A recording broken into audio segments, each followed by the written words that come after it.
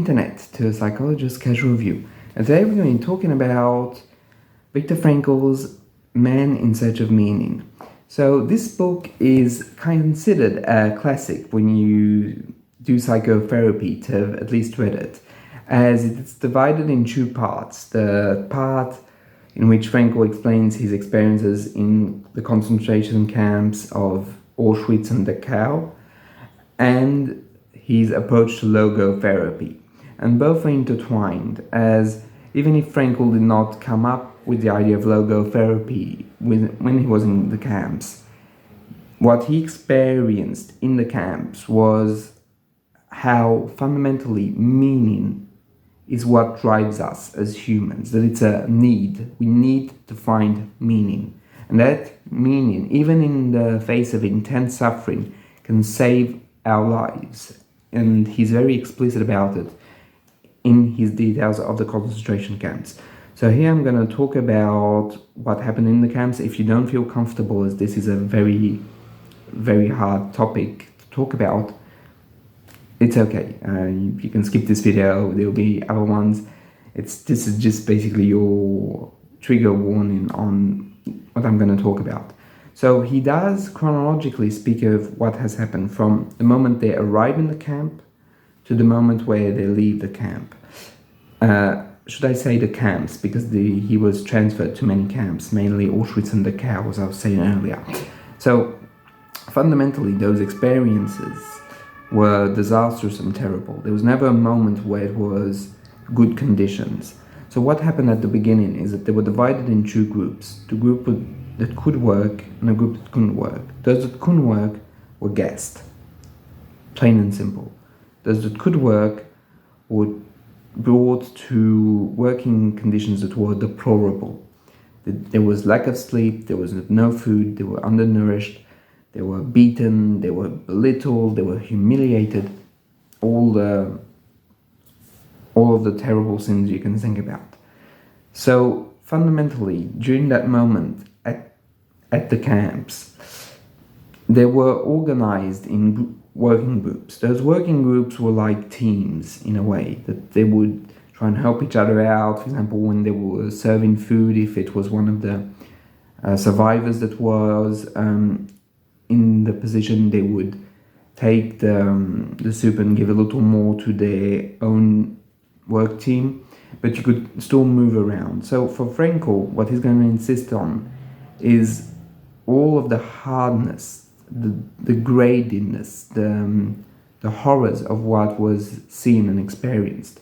He doesn't sugarcoat anything. Like, even his own actions, he did say that sometimes he was irritable, sometimes he would not feel for another inmate. He just fundamentally, and he explains this very well, there was so much trauma that at some point you would just withdraw in yourself. You wouldn't really feel that much for others.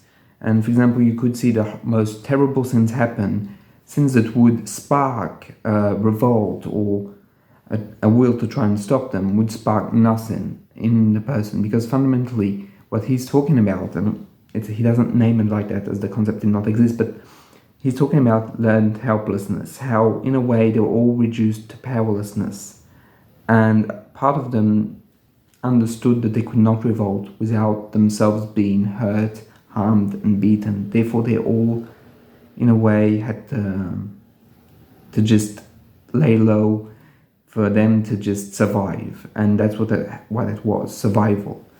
But he does say that in that survival there were very good people that would try and help, and people that would unfortunately become brutalized, become ruthless, become as bad as the camp keepers, that they would become as monstrous as the aggressor.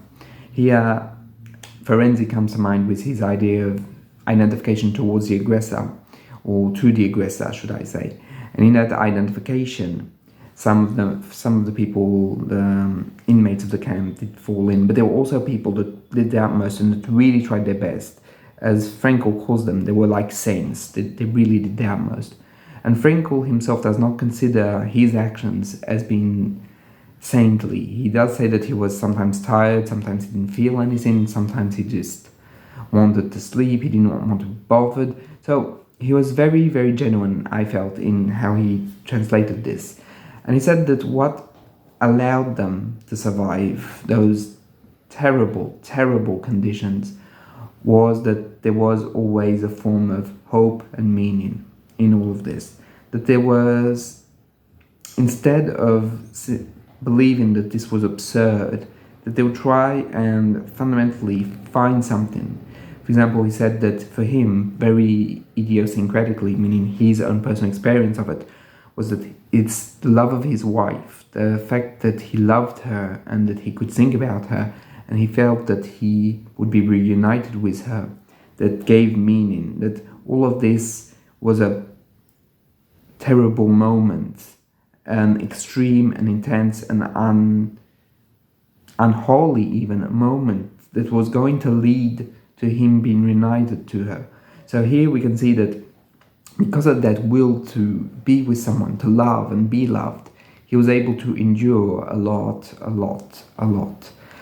And even though she had died at that point, I think that he mentioned that she had been gassed, still the idea of meeting up with her in the real world kept him going. He also had this will to fundamentally rewrite a paper that was taken from him because he had written a whole thesis on a subject.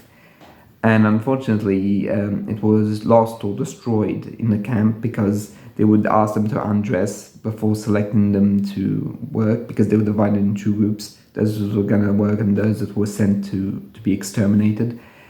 And fundamentally, that manuscript was lost. And in his mind, he was starting to try and rewrite it in his own mind. And that fact of wanting to have something to share with the world, to have meaning, is something that kept him going. And I find it very, very, very interesting that, in a way, even though they were withdrawn within themselves, it did not prevent them from seeing the telltale signs in other prisoners that they were going to pass or to let themselves fade away. Because fundamentally, something as simple as smoking a cigarette was the sign that someone was going to just let themselves go. Because how they would use cigarettes in the camps was like they would trade them off with guards to get more soup to survive. So there was always this bargaining system in which fundamentally you kept your resources and then you tried to use them. The fact that they were using the resources without care of what was going to happen next was a subtle sign of how they had given up, and that they knew that they would be soon passing away or having contracted an illness. Because he says that it's also that meaning keeps us in health to a certain extent, of course. I mean, let's not generalize, but when you have meaning, you have a reason to live, and that reason to live is also impacts the biological nature of our bodies to an extent, of course. And he says that fundamentally the guards, because he also goes into the psychology of the guards, that a lot of them unfortunately were incredible sadists. They enjoy inflicting pain on the prisoners, and a lot of them also were fundamentally recruited on that basis. But there were some people that were not as bad, let's say. And those people that were not as bad did not necessarily enjoy what they were doing, the hurt, the harm. They would still use a hierarchy to their advantage, right? I mean, that did not change, but they did not take pleasure in hurting.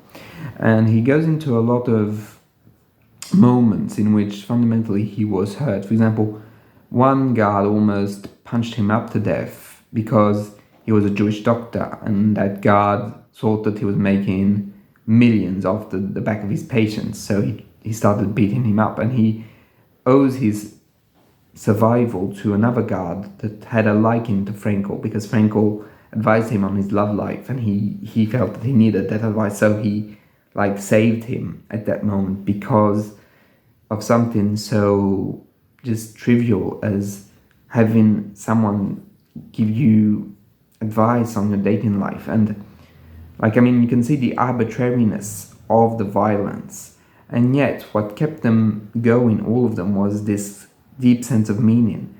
And a lot of them also started to turn to religion to find a meaning, a super meaning, as he would say later in the second part of the book. So it's a very interesting and very, I felt, hard read, but very necessary. And also what is very interesting is that at the end of like his experience, he talks about how when they were free, they were not all going back happily to their families, right? That the trauma was still there, that what had been experienced, were the violence of what they experienced was denied by others, that they were not like welcome back with those narratives. Those narratives were pushed out, and it created a sense of loneliness, a sense of isolation that was so deep that the suffering continued even after the experiences of the camps, which is very interesting because we talk much less about what happens after to the survivors and more what happened during, and I think that both are very important for understanding. So for Frankl, it's also very interesting to note that he says that one should always keep hope, but a realistic hope. For example, a lot of prisoners were like, oh, we're going to be freed on Christmas, I'm sure of it, and would start to develop an unrealistic hope. And when it did not happen, then they would start to fade and start giving up and not even try anymore. So he says that the hope has to be realistic, but that hope is so essential because it's a way of finding meaning. And he says that if you can find meaning in the most terrible of situations, there is a way of getting yourself out of it. Even if you die, it doesn't end the meaning of your life. And I think that that's a very powerful message. Not because the end is near, that it makes everything meaningless. On the contrary, and makes it, in a way I was going to say real, that the end makes it have have true meaning. A bit like a movie, like you understand the meaning of the movie at the end, like the full extent of the understanding. Of course you can rewatch it, but the idea is that you get the full picture. And that's the same with our lives, that we get the full picture at the very end. And it doesn't mean because it's short that it doesn't have one. So I think that's a very powerful message. The second part of this book is basically the very, very basic premises of his logotherapy. I say basic because it's like 30 pages, so you can't go into much detail, but very interesting. For him, he says that in our day and age, I mean, it's written in the 50s, but at his moment, but it's still something that impacts nowadays our beings, is the existential emptiness that some people might feel, the absence of meaning. Like they have the means, they have they're surviving economically, but they don't feel that their existence has meaning. So he calls those people neurogenic neurosis, contrary to psychogenic neurosis. So for him, it's the absence, the emptiness that they feel that creates symptoms like addiction, alcohol abuse, apathy, and so on and so forth. And for him, those people are like 30% of all psychiatric patients. Therefore, it's important to get a hold on this concept of meaning to try and help them develop their meaning. And he also says that you can't like shoehorn someone into meaning. Like you have to really find what it means for them to have meaning. I know it's very repetitive, but what I'm trying to say is that everyone has their own idiosyncratic meaning, singular meaning in themselves. For example, my meaning as a therapist is not going to be your meaning, for example, as a philosopher, and you get it, right? All our meanings are very different. You can be, the meaning of your life could be to be a mother, the meaning of your life could be to write an essay or a play, and you get recognition. And he says that there is meaning in work, there is meaning in love, and there is meaning in relationships, and there is meaning in religion. So you have a lot of forms of meaning, and there's not a good one or a bad one, right? It doesn't work that way. It's more like you have to find what suits you and what meaning you want to put on your life, and through that you can heal from a lot of symptoms, according to Frankl. He also is quite critical of long-term therapy. For him, a lot of therapies can be shorter, And he gives examples of techniques like paradoxical intention or intentionality, that like instead of focusing on the symptom, you should focus on something else, like the complete opposite. For example, if you have issues sleeping, you shouldn't try and sleep. What you should try is to stay awake as long as possible, and then you're going to fall asleep. So I didn't research on this, and apparently for sleep it doesn't work that great, but the idea is interesting, so that's that. So it's very, very interesting, and I feel that he like shares a lot of his techniques.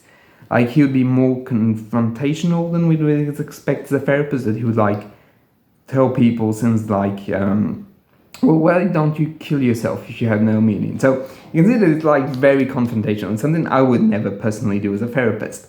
But still, you get the gist. He was like, in a way, very blunt, but it was his style of therapy. So this book on the whole was very, very interesting, and I feel that it's well worth the read, especially because it's quite short, and it doesn't go into technical jargon at all virtually. So that was pretty much it for the review. I hope you like it, and if you have anything you'd like to ask, please feel free to do so in the comments. I'll see you in the next one. Bye.